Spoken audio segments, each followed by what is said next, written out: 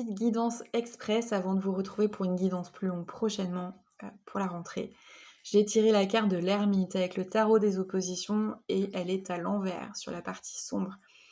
Ça me fait penser à l'allégorie de la caverne de Platon. C'est une invitation à sortir de ces ombres qui nous engluent, qui nous dirigent, qui nous manipulent, nos ombres intérieures comme à l'extérieur, dans le collectif.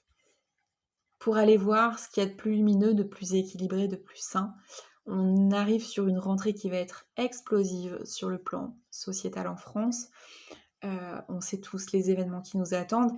Et sur les mêmes dates, on a entre le 6 et le 7 l'ouverture du portail des éclipses. Les énergies vont très certainement arriver quelques jours avant.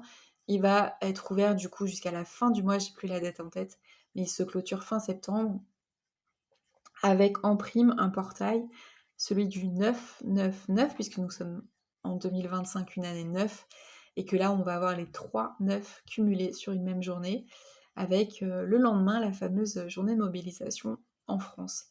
Donc je parie que ça va dépoter. Voilà, en tout cas, on est sur une levée de voile, que ce soit sur le plan individuel ou collectif. Et j'ai tiré une dernière carte pour compléter. On a avec l'oracle de l'au-delà, la carte du lâcher-prise, qui, pour moi, cette carte, c'est une invitation à la vie.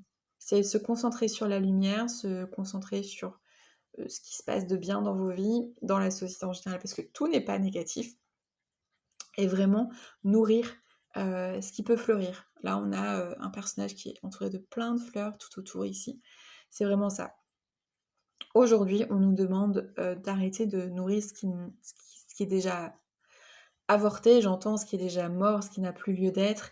Ça passe aussi par une alimentation moins transformée, c'est ce qui me vient. Alors je parle pas forcément d'être végétarien ou végane, hein, bien évidemment, mais de manger le plus brut possible, le moins transformé.